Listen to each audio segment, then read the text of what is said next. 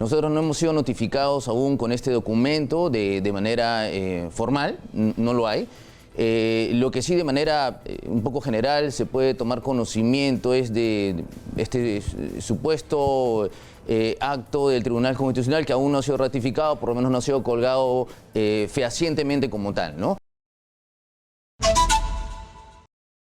Vamos a conversar ahora con Helio Riera, él es abogado del expresidente Alberto Fujimori. Bienvenido, Helio, gracias por estar con nosotros. Muchas gracias, Nicolás, por la invitación, muy amable. Comencemos por el tema del Tribunal Constitucional. Ayer se publicó el dictamen en mayoría que presentó el ponente del caso, ¿no? El doctor Blume, Fortini.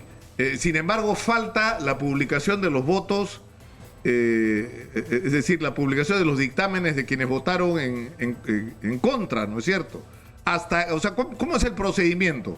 Porque hay gente que pensó, ya, Fujimori sale el fin de semana, Fujimori sale, no, va a salir después de que se publique. Explíquenos eso, por favor. ¿Cómo no, Nicolás?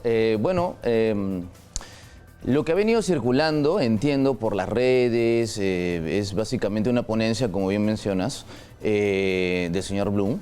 Pero, sin embargo, la sentencia, el contenido como tal, por lo menos hasta ayer, hasta las 11 de la noche, no estaba aún colgada en la página web del Tribunal Constitucional. Es más, creo que hasta las 10, un poco más y pico de la noche, el Tribunal Constitucional hizo referencia a que aún no se había colgado. Hay un anuncio que me parece hasta el día de ayer aparecía, el día de hoy. Nosotros no hemos sido notificados aún con este documento de manera formal, no lo hay. Lo que sí de manera un poco general se puede tomar conocimiento es de este supuesto acto del Tribunal Constitucional que aún no ha sido ratificado, por lo menos no ha sido colgado fehacientemente como tal, ¿no? ¿Cuál es el procedimiento, ¿no? El procedimiento es el siguiente: se tiene que esperar la notificación formal, ¿no?, del Tribunal Constitucional. Este llega a la casilla, al correo electrónico del abogado que fue apersonado para este proceso, y luego de lo cual el abogado tiene que impulsar la ejecución de ello. Claro, el tribunal de oficio, lógicamente, podría hacerlo, es correcto, se hace, pero como sabemos hay una carga judicial, una carga administrativa, porque tiene que remitirse al juzgado de origen, en este caso es ICA, podría también al juzgado de preparación, investigación preparatoria supremo, podría darse caso, pero entiéndase, debería ser el de ICA, el primero, el primigenio, donde debería a su vez cursar los oficios correspondientes. Ahora, yo le pregunté el otro día que entrevisté a Eloy Espinosa Saldaña sobre este tema. Él votó en contra. Entonces él nos explicó que lo que establece la reglamentación del Tribunal Constitucional es que una vez votada una sentencia, cuando hay dictámenes en minoría, se les da un plazo de 7 días útiles, que en este caso vendrían a ser 10 días calendario, para que presenten por escrito sus votos, es decir, sus dictámenes, y una vez cumplido ese procedimiento se publica todo junto. Es decir, se publica tanto lo que aprobó como los votos discordantes, y en ese momento es que se activa la ejecución, digamos, de la sentencia. En efecto. Ahora, eso no ha ocurrido hasta ahora. No ha ocurrido de manera formal, Nicolás, como bien lo mencionas tú, ese es el procedimiento normal establecido en el reglamento. Sin embargo, tenemos ya un pronunciamiento de la Corte de la Comisión donde solicita, pues, no, la comunicación del Estado peruano de estas medidas temporales, previsionales, y fija un primer plazo de 25. Entonces se entendería de que debería ser, entiendo, notificado tal vez el día de hoy de manera integral, para que el Estado peruano pueda realizar, pues, los comentarios pertinentes a la solicitud de la comisión que se está dando en este momento, ¿no? Ahora, no, en términos formales, es decir, no hay nada que pueda impedir la ejecución de esta sentencia. Es decir, esta sentencia puede hacerse un trámite en la Corte Interamericana de Derechos Humanos para anularla, incluso. Claro. Pero se tiene que ejecutar. Se tiene que ejecutar, y es más, ayer el propio ministro, en este caso el Premier, hizo referencia a que, bueno, estemos o no de acuerdo, se tiene que respetar este fallo del Tribunal Constitucional, y evidentemente porque es el máximo intérprete de la Constitución. Como bien mencionas tú, si no estamos de acuerdo, lógicamente las personas que se consideran agraviadas pueden repetir, en este caso a la Corte, una Corte ya supranacional, para que pueda delimitarse si es correcto o no este escenario, ¿no? Ahora, el problema es que esto se ha convertido, es decir, el indulto de Alberto Fujimori, que podría ser un capítulo en un proceso de reconciliación nacional, se ha convertido en una especie leña al fuego, ¿no es cierto? De esta confrontación que lamentablemente vivimos, y eso es por el origen, ¿no?, del indulto.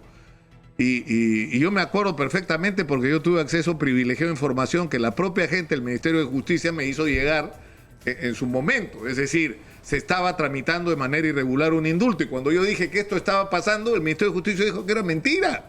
Es decir, el Ministerio de Justicia mintió sobre un trámite que sí estaba ocurriendo. Exitosa. Entonces, y todo esto en medio de la negociación por la vacancia de Pedro Pablo Kuczynski terminó como ensuciando todo el proceso. O sea, lo que debería ser un proceso humanitario, donde se acredita la condición de salud del reo, donde el reo, por las características y las circunstancias políticas, pide perdón a las víctimas que podrían haber sido afectadas por sus decisiones o no, y donde de alguna manera se permite una veeduría, digamos, de la Corte Interamericana, esto podría haber sido un proceso manejado de otra manera, pero termina siendo como algo como lo que estamos viviendo, ¿no? Sí, yo en realidad muy apenado sobre ese tema porque en verdad las personas que han tenido mayor acceso o comunicación con el señor expresidente, por ejemplo mi persona, yo he venido trabajando con el señor durante los últimos 2 años, ¿no? De manera regular, en Barbadillo, martes y jueves, en el horario de abogados, eso es información pública. Podemos dar fe de que el señor Fujimori se encuentra muy mal de salud. Yo me he entrevistado con él recientemente, hace 2 días, y seguía aún dependiente del oxígeno, lo cual en realidad desde la semana pasada ha agravado un poco más, ¿no? Estamos hablando ya de una persona que tiene ya casi 85 años, ¿no? Con fibrilaciones en realidad auriculares, temas vinculados a presión, enfermedades cancerígenas, que si en ese momento fueron sostenidas en un indulto, 79 años, imagínese pues Nicolás el día de hoy, Claro. ¿no? Entonces, ahora, ¿no? Claro, pero el problema es cuáles son los caminos que se siguen. O sea, Pedro Pablo Kuczynski ha dicho, y ayer a mí me ha resultado por momentos indignante, yo cambié para no escucharlo, porque me resultó perturbador que no estaba diciendo la verdad. O sea, yo puedo dar fe por la información que tuve de primera mano de que lo que se estaba haciendo ahí era canjeando un indulto por votos en el Congreso en contra de la vacancia, y eso fue... No sé cómo calificarlo, francamente. O sea, no fue un acto humanitario de Pedro Pablo Kuczynski, ¿no? E insisten, bueno, pero en fin, ya eso es otro tema. Ahora, el problema que hay es que Alberto Fujimori tiene otro proceso que ha sido habilitado por la justicia chilena, que es el caso Pativilca, ¿no? Sí, es verdad. Y en relación al caso Pativilca, el fiscal Pedro Orihuela ha solicitado 18 meses de impedimento de salida del país, pero no ha solicitado prisión preventiva, ¿no? Solo impedimento de salida, claro. Que era lo que algunos pensaron que iba a ocurrir. Bueno, dentro de sus facultades el fiscal podría solicitar ese tipo de medidas de coerción, pero sin embargo, desde un comienzo se brindó ya la información clara con respecto a los arraigos y la disposición del señor Fujimori de quedarse en alguno de los domicilios de sus hijos, para ser debidamente cuidado por una persona a tiempo completo y pueda continuar la mejoría de su estado de salud. En efecto, como bien menciona usted, está el caso Pativilca. Durante estos 2 últimos años existieron otros casos más. Puedo dar fe también de ellos que muchos han ido archivando porque han sido, pues, en realidad juicios, investigaciones innecesarias, pero en el caso en concreto sí se ha solicitado ello, ya se está presentando la información respectiva del caso. Ese tema lo está viendo el doctor Nakazaki, informando con el equipo de abogados que corresponde, que estamos coadyuvando con la investigación, ¿no? Ahora, el caso Pativilca, que es otro caso digamos, de ejecuciones extrajudiciales, ¿no? De secuestro, de desaparición de personas, donde lo que se le atribuye a Alberto Fujimori, ¿qué es? La autoría mediata. Es una tesis muy similar a la anterior, pero volvemos a lo mismo, ¿no? Es una teoría, yo creo que a mi entender ya un poco desfasada. Creo que a mi entender de una perspectiva jurídica completamente debatible, y en su momento tendrá que analizar... Es decir, pero ¿cuál es la teoría? ¿De que no era posible que él no supiera que eso estaba ocurriendo? O que él había diseñado una estrategia donde esas acciones podían ser posibles y por lo tanto le alcanzaba responsabilidad, ¿no? Que tenía un pleno conocimiento ¿no? Un pleno conocimiento sobre estos actos. Y en realidad eso no ha sido probado, no ha sido demostrado. Como bien lo mencionas tú, en su oportunidad, con el primer juicio que se estableció, fue por una teoría generada por doctrina española que permitió conllevar, en ese caso el Estado, a la justicia peruana, una sanción punitiva, ¿no? Cuestionable o no, respetable o no, ya, pero desfasado. la pregunta que yo siempre me he hecho es por qué ese criterio no se ha aplicado en otros casos. O sea, por ejemplo, la masacre del Lurigancho, ¿no? ¿Ya? Porque en el Frontón hay toda una controversia, pero en fin, en Lurigancho no hay duda. En Lurigancho ejecutaron extrajudicialmente ¿a cuántos presos? Montones, más de 100, ¿no es cierto? Lo que pasa es que yo quisiera... Ya, pero a lo que voy, ¿quién era el presidente? Alan García, ¿no?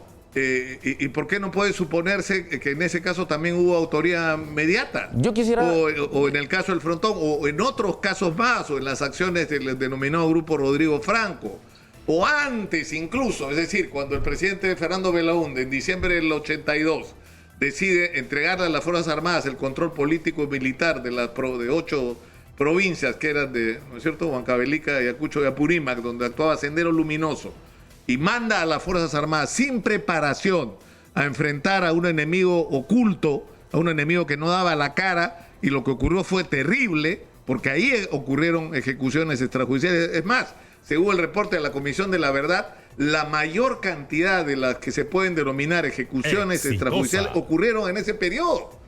Y a nadie se le ocurrió nunca acusar o procesar a Fernando Belaúnde Terry por la autoría mediata de las cosas horribles que pasaron en esos años.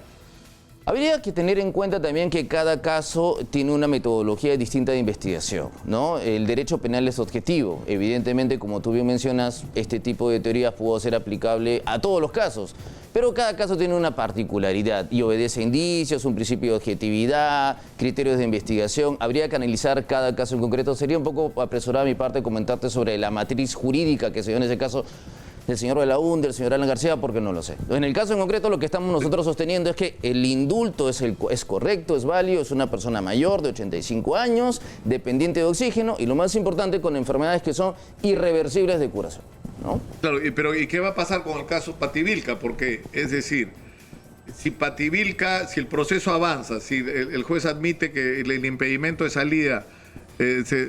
o sea, ya en realidad sobre el caso de Pativilca entiendo que no es mucho más lo que hay que avanzar. O sea, ya esto tendría que entrar al proceso judicial, ¿no es cierto? Y podría haber una sentencia. Es decir, y esa sentencia podría ser condenatoria. Pero claro. ¿Y eso qué significa? Que el indulto a Fujimori no le alcanza para el caso Pativilca. En realidad... Y que él tendría que regresar a la cárcel ya no por los delitos por los que lo han indultado, sino por uno nuevo. Es el de Pativilca. Yo particularmente considero de que existe una posición fuerte, clara de defensa. Aún no estamos propiamente en la fase judicial, enjuiciamiento, en la cual se tenga que determinar una responsabilidad. Tendrá que verse paso por paso. Debe, lógicamente, respetarse el debido proceso, pero en el caso concreto, sin ánimos de adelantarnos, porque sería pues muy prematuro ver lo que podría sentenciarse de acá a un año o año y medio. Lo importante es que se pueda ejecutar este pronunciamiento del Tribunal Constitucional, que es emitido por la máxima autoridad a nivel judicial, lógicamente de índole constitucional del Perú, ¿no? Pero podría ocurrir. Es que podría ocurrir, como también no claro, o sea, no, pero la pregunta, lo importante es esto. Alberto Fujimori ha sido indultado en el momento que se publique, ¿no es cierto?, y se haga oficial la resolución de la sentencia del indulto, él tiene que ser puesto en libertad, ¿no es cierto? Eso está claro. Y se pueden hacer apelaciones a la Corte Interamericana, todo lo que fuera del caso, sí, para quienes lo consideren pertinente. Sin embargo, como tiene el proceso de Pativilca, en Pativilca podría ser sentenciado. Eso significa que podría volver a la cárcel. Pero eso es que es una posibilidad real. Es una posibilidad, pero una posibilidad real también es que pueda ser absuelto.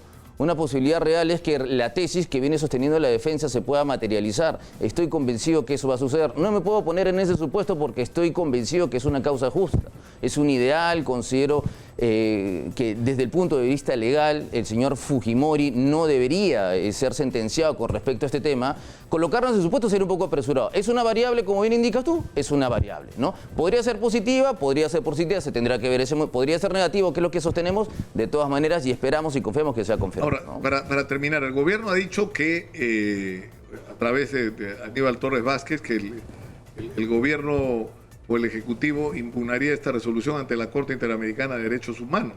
¿Eso es posible? No, Eso es materialmente pues, imposible, ¿no? Porque yo también escuché un poco con espanto, por decirlo así, un comentario de un ministro de Cultura en relación a este tema, indicando de que no debería de salir el señor Fujimori porque debería esperarse el pronunciamiento de la Corte Interamericana. Pero vea usted, o sea, nos obedecemos a un marco constitucional.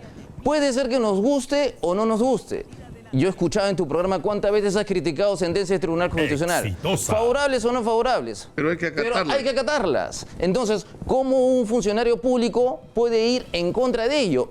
Generar eso podría constituir omisión y rehusamiento del deber funcional, ¿no? Ahora, una última pregunta. ¿Cómo no? Ustedes y tú personalmente en las conversaciones que has tenido, Helio, con Alberto Fujimori, ¿se ha abierto la posibilidad de un encuentro entre él y los familiares de las víctimas de Barrios Altos y La Cantuta?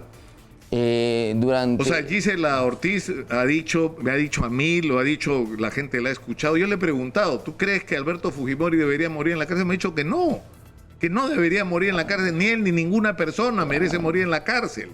Es decir, es una persona que ha mostrado gestos de humanidad extraordinarios, digamos, si fuera otra clase de gente podría tener razones para odiar y morirse odiando, ¿no es cierto? Pero ella no es una odiadora. Claro. Entonces, no es posible abrir un espacio de esa naturaleza.